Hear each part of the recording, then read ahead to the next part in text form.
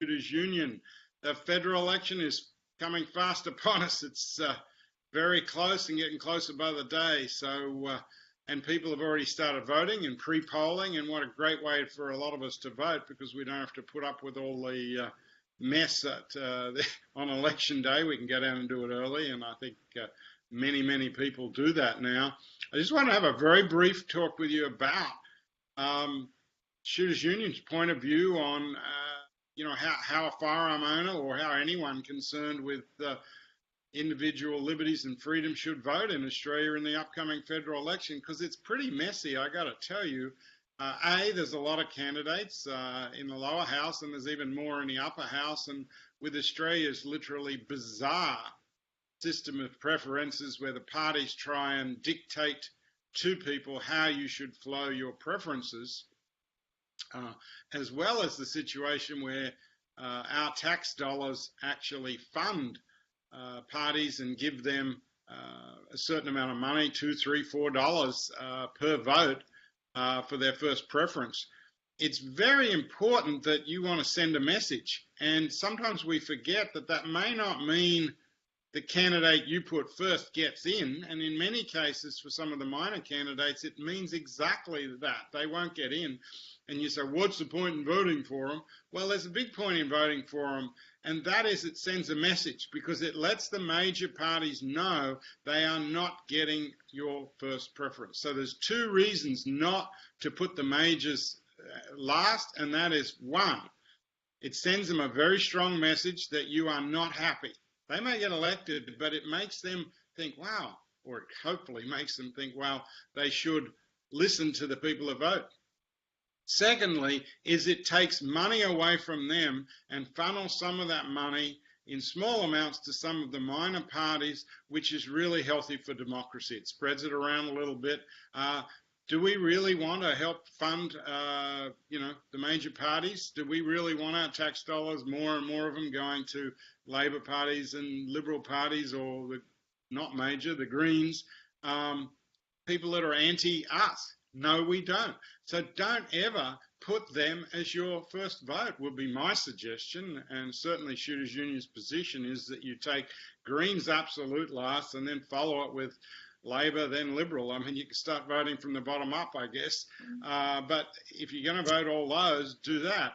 Then you look in your individual, in the lower house, look in your area and look for people from, if you know a good independent who's supportive of your freedoms and rights as a firearm owner, then vote for her or him.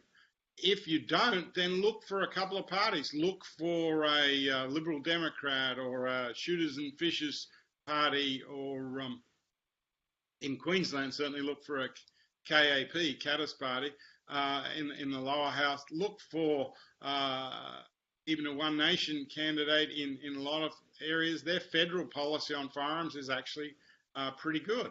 We had a lot of input on that, and I know certainly in New South Wales they have some people that aren't particularly friendly, but overall their policy is definitely more user-friendly than some of the others.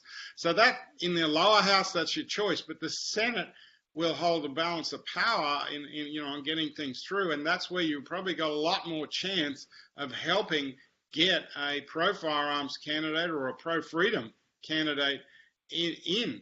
And in that case, on a national basis, I'd be looking at certainly, if you're in Queensland, a KAP, but you've also got Liberal Democrat Party, LDP, in the Senate, that everyone in Australia can vote for them. They've got people running in every state. You've got Shooters, Fishers and Farmers. I believe they've got them in most states. You've got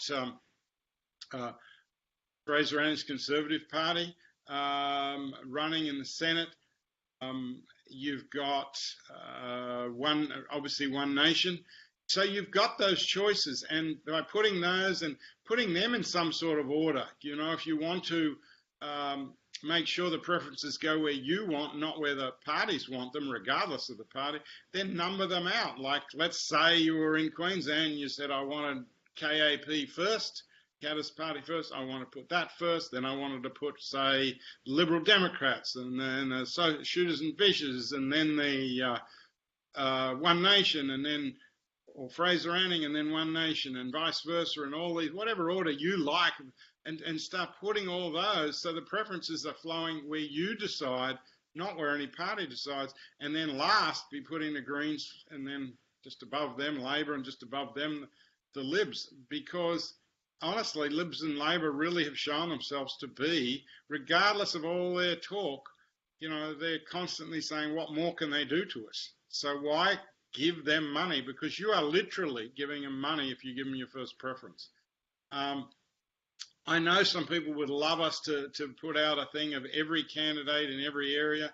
We simply don't have the facility to do that. If you go on our website and on our Facebook page, we certainly have a more detailed view than this. But get out there, and if you've got good candidates in your area and people you believe in, who you support and they support you, call their office and say, hey, can I help with hand out how to vote cards and do other things? Get out there and help them, because you're going to have a lot more influence if you're willing to help them than you are by just ticking a vote. Now, I know that's not for everyone, but some of you out there are actively involved politically. Get out there and help candidates that you like, because there's a lot of undecided people at this election. We've had a number of questions about two parties, the Palmer United Party, or now it's the United Australia Party, that Clive Palmer runs. Are they pro-gun, anti-gun? They're pretty anti. They're about like the Libs and Labor. That's their position. Cory Bernardi's Conservative Party, they're about like Liberal and Labor, very similar. So there's nothing special there, but I guess at least they're not one of the major parties. But I wouldn't be, there's some good ones you can put first. It's a Liberal Democrat running in every state. There's Shooters and Fishers. There's KAP in Queensland, and there's One Nation as well, which, even with its problems recently, still has better policy than the others. Anyway, we got the election coming up. I know a number of us are going to be out helping some great candidates. So let's focus on the positive and really give them a scare that a lot of people just aren't going to vote the majors anymore. And not just on firearms issue, but just on common sense. These guys, all they do is fight with each other. I don't know how sick of it you are, but it's like kids in a classroom that ought to be separated. He did it. No, she did it. No, he's worse than me, and all this stuff. Really? I mean, grow up.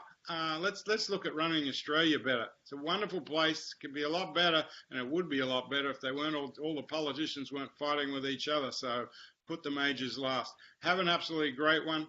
Have a great election. Oh, before I go, a Queensland supplement. If you're in Queensland, and many of our members are, it's our strongest place because we started there first. If you are in Queensland, please strongly consider putting KAP as your first candidate on the Senate ticket, on the upper house, or if you have one running in a local seat. They are proven supporters of all things regional and rural, and they're proven supporters of common sense for firearm owners. They really are. They're a decent bunch of guys.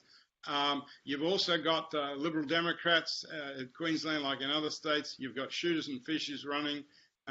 And to be honest, in Queensland, you do have, in a One Nation candidate, you've got a guy that I've known for many years named Malcolm Roberts, running as their number one Senate candidate. Malcolm is a really, really decent guy. I lived up the street from him for a long time. Our kids, some of our kids grew up together. I've seen him way before he ever got around politics. This is a decent man, and he believes in your rights to own and use firearms in a sensible manner. I know he believes it. He believes it deeply on a philosophical base. He is not a shooter. He is just committed that and he has pushed One Nation to have better and better firearms policies. That he actually does deserve a vote, and he deserves a mention. So you've got some great choices if you're in Queensland. You really do. People like Fraser Anning, well, there's some controversies about him, I've got to say, on the firearms issue. He is a dedicated shooter. So there's all sorts of choices that people have that they can vote for in the upper house, especially in Queensland. Let's get a few non-major party senators up from different areas, and let's get a bit of diversity back in the Australian Senate. Be good for us all. Have a great one.